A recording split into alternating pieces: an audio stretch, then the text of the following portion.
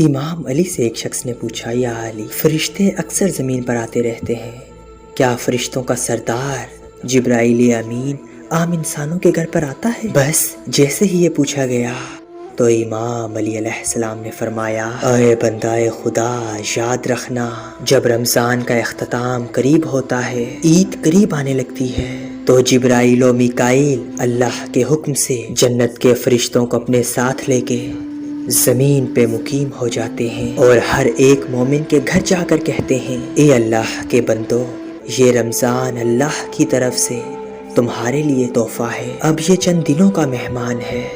اے انسانوں، رمضان کی آخری ایام میں مانگی ہوئی دعا اللہ کبھی رد نہیں کرتا۔ ہم ضمانت دیتے ہیں کہ تمہاری دعاؤں کو اللہ کی دربار میں پہنچائیں گے، قبول کروائیں گے، اور یوں ہر ایک گھر جبرائیل و میکائیل فرشتوں کے ساتھ جا کر یہ صدا دیتے ہیں، اے شخص، رمضان کی آخری راتیں انسان کو دوزخ سے بچا لیتی ہیں، گناہوں کو معاف کروا دیتی ہیں، دعاؤں کو قبول کروا دیتی ہیں۔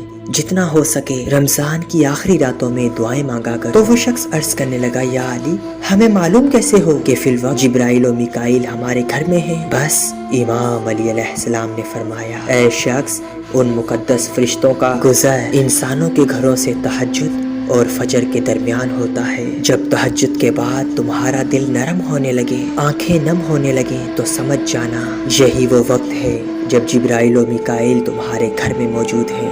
اس وقت اللہ سے دعا مانگنا۔ اس وقت جب تم دعا مانگو گے تو تمہاری دعا کے ساتھ آمین جبرائیل و میکائیل کہیں گے، اور مجھے قسم ہے اپنے پروردگار کی کہ اللہ کبھی بھی انسانوں اور فرشتوں کی اکٹھی دعا رد نہیں کرتا۔